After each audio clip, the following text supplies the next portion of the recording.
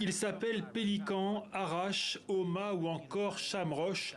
Ce sont les nouvelles recrues de l'armée iranienne. Des dizaines de drones pouvant décoller d'un navire ou encore de ce sous-marin. Tournés en plein océan Indien, les images de cette division navale nouvelle génération ont été dévoilées à la télévision au moment même où Joe Biden était en visite en Arabie Saoudite. Face aux déclarations menaçantes du président américain venu resserrer les rangs du front anti-Téhéran, la démonstration de force ne fait aucun doute. Cela fait plusieurs mois que les États-Unis et Israël se disent préoccupés par les progrès iraniens en matière de balistique. Pire, croit savoir Washington, ces drones pourraient se retrouver sur un tout autre théâtre d'opération, l'Ukraine. Nos informations indiquent que le gouvernement iranien se prépare à fournir à la Russie jusqu'à plusieurs centaines de drones, y compris des drones capables de porter des armes, selon un calendrier accéléré.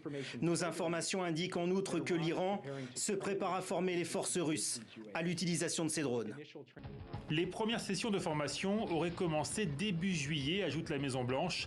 Si elle se confirmait, la livraison pourrait considérablement renforcer les moyens de Moscou et aider l'armée russe à détruire les armes fournies par l'Occident à l'ennemi ukrainien. Allégation totalement fausse, répond Téhéran. Selon l'agence de presse officielle, le ministre des Affaires étrangères iranien aurait appelé son homologue ukrainien Dmytro Kuleba pour le rassurer. L'Iran, dit-il, est opposé à toute action conduisant à une escalade des conflits. À Moscou, le Kremlin ne fait aucun commentaire, tout en précisant que la visite mardi de Vladimir Poutine en Iran n'a rien à voir avec des achats de matériel militaire.